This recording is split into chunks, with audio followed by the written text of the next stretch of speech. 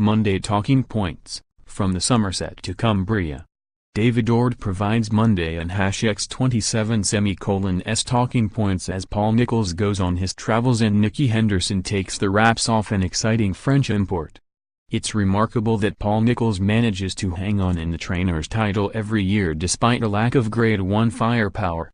Replacing the golden generation of Kauto Star, Denman, Big Bucks and Masterminded was always going to be a monumental task, but Master of Ditcheat has found it hard to unearth the next gem.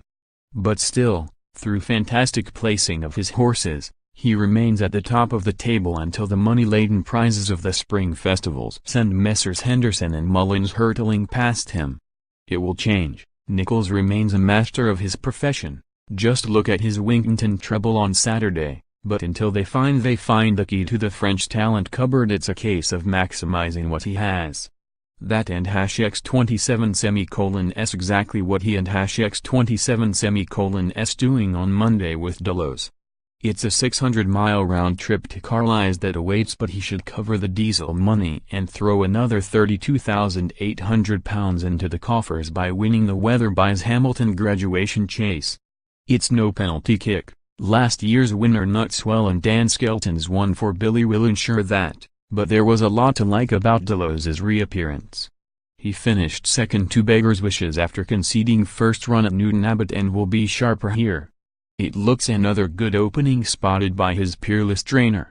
It's another cracking card in Cumbria and the Smarkets novices and #X27 chases a mouth-watering contest.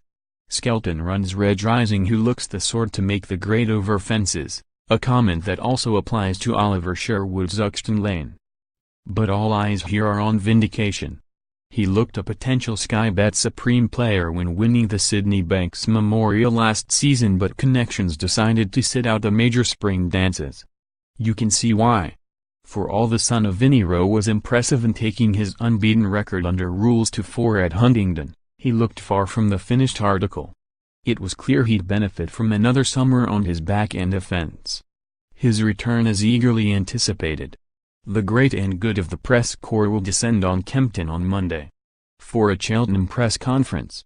You understand the move. Connections of the leading Bet Victor Gold Cup hopes will all be there, under one roof, and have the perfect excuse for an early dart too. Well, Nicky Henderson does. He runs a putt in the opening bet at racing.com novices and #X27 hurdle. Here's a horse for your My Stable tracker. The J.P. McManus-owned filly won 2 of her 3 starts and bumpers in France, including a Grade 1 at St. Cloud on her final start. She won't have been a cheap purchase for the Martinstown team and is a fascinating recruit for the champion trainer with the riches of the mare's novice hurdle program to attack.